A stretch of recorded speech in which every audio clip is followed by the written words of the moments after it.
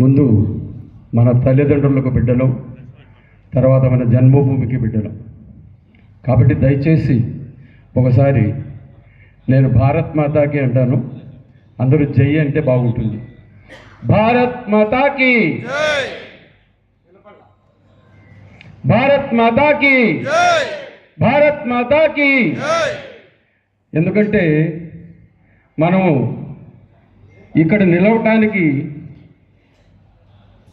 భరతమాతే కారణం, మనం ఈ భూమి మీదకి రావడానికి మన తల్లిదండ్రులు కారణం. అలాగే ఈ రెడ్డి అనేటప్పటికీ ఆ రెడ్డి అనే 2 అక్షరాల్లోనే భరోసా ఉంటుంది,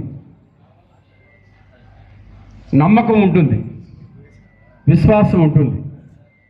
కాబట్టి ఇది నాకు 70వ సంవత్సరము. నేను చిన్నప్పటి నుంచి చూసిన దాన్ని బట్టి చూస్తే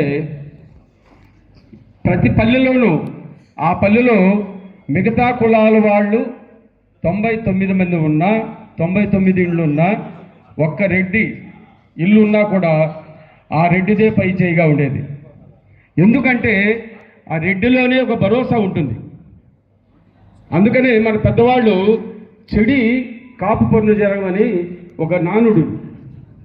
ఎందుకంటే ఎవరైనా చెడిపోయిన కానీ, దెబ్బతిన్న వాళ్ళు కానీ, కష్టపడ్డ వాళ్ళు కానీ రెడ్డి వాకిటి ముందుకు వస్తే తప్పనిసరిగా రెడ్డి అనేవాడు నిజమైన రెడ్డి అయితే ఆదరిస్తాడు.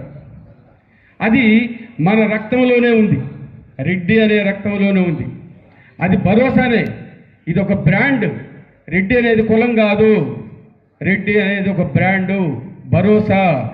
ఎవరినైనా మర్రి చెట్టులాగా ఎవరినైనా మనం హక్కును చేర్చుకొని వాళ్ళను ఆదరించగలిగేటువంటి మనస్తత్వం రెడ్డి కులానికే ఉంది, ఎవ్వరికీ లేదు.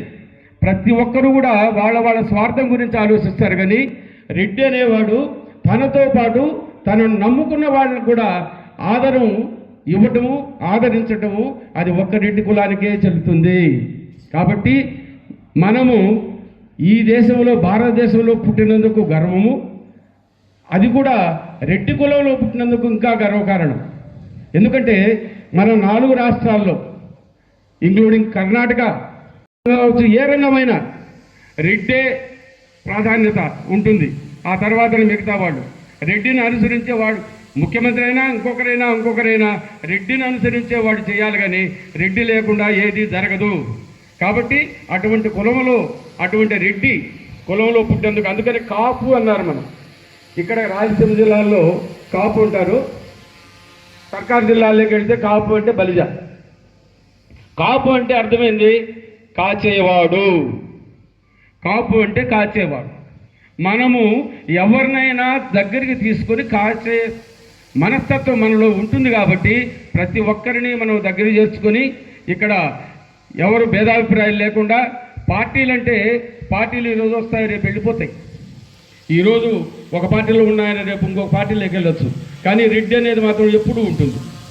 కాబట్టి ఆ రెడ్డి అనే పదానికి విలువనిస్తూ అందరూ కలిసికట్టుగా ఐక్యంగా ఉంటూ, ఎవరికైనా కష్టం వస్తే, నష్టం వస్తే, బాధ కలిగితే దాన్ని తీర్చగలిగేటువంటి మనస్తత్వాన్ని పెంపొందించుకోవాలని కోరుకుంటూ ఈ అవకాశం ఇచ్చినందుకు పెద్దలందరికీ నమస్కరిస్తూ జై శ్రీరామ్.